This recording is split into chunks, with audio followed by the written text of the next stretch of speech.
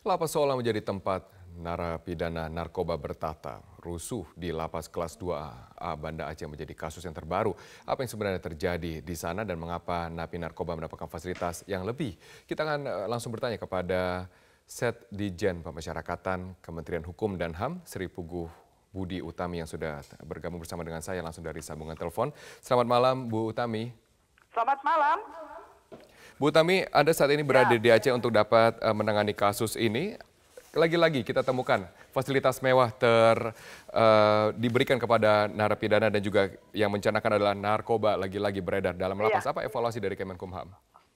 Jadi begini, sebenarnya pada saat sekarang Lapas Banda Aceh ini sedang dalam pembenahan.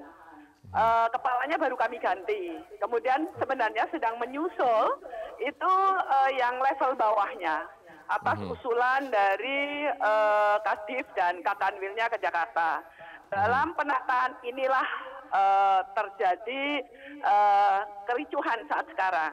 Pasti ada resistensi yang sekarang ini, yang sebelumnya merasa ada dalam zona nyaman, dengan adanya pimpinan baru, dengan target yang sudah ditetapkan, ada resistensi. Ada 3 orang yang mau dipindahkan dari luar dari Lapas Banda Aceh karena diindikasi ada hal-hal yang bisa berdampak macam-macam. Nah, pada saat akan dilakukan pemindahan inilah kericuhan terjadi. Oke. Bu Utami, kemudian menjadi pertanyaan di benak masyarakat, mengapa lagi-lagi terjadi sebuah fasilitas lebih diberikan kepada narapidana tertentu? Di mana titik lemah dari pengawasan di Lapas Kelas 2A Banda Aceh?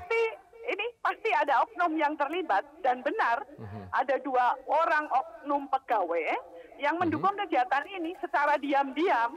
Nah, pada apa jabatan oknum ini? Ya, staf biasa mereka. Mereka staf biasa. Kemudian memang belum terdeteksi dengan benar oleh kepala. Kepala sedang memetakan permasalahan untuk segera ditindaklanjuti karena selama ini memang ditengarai Lapas Banda Aceh ini agak rawan. Ada kemungkinan terjadi seperti ini sudah dipetakan, maka diambillah langkah-langkah gitu. Bu Utami, staf biasa ini apakah mereka berwenang untuk memberikan kamar yang begitu lengkap dengan berbagai fasilitas kepada narapidana? Sebenarnya ini kalau kita melihat, saya ini kebetulan ada di Aceh, ada di lapas, ini juga masih ada di lapas. Mewah itu yang disebut mewah agak berbeda dengan yang lain. Seharusnya tidak ada kipas angin yang cooler.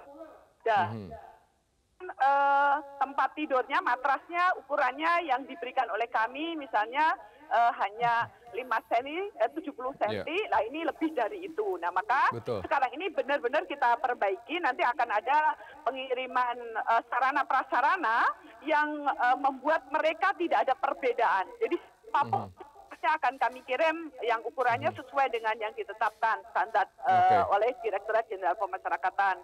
Gembok kita ganti semuanya, kemudian kita lengkapi dengan peralatan komunikasi, kemudian kita lengkapi juga teman pegawai dengan senjata yang nantinya kemudian nggak perlu digunakan karena dengan ada kelengkapan ini sudah menjadi preventif. Mereka sudah takut karena teman-teman, dan yang lebih penting Kakanwil dengan ini sudah mulai melakukan perubahan mindset. Jadi kepada pimpinannya, kepada pejabat struktural di bawahnya, dan nanti dalam waktu yang tidak terlalu lama akan kita lakukan assessment khusus di Lapas Banda Aceh ini.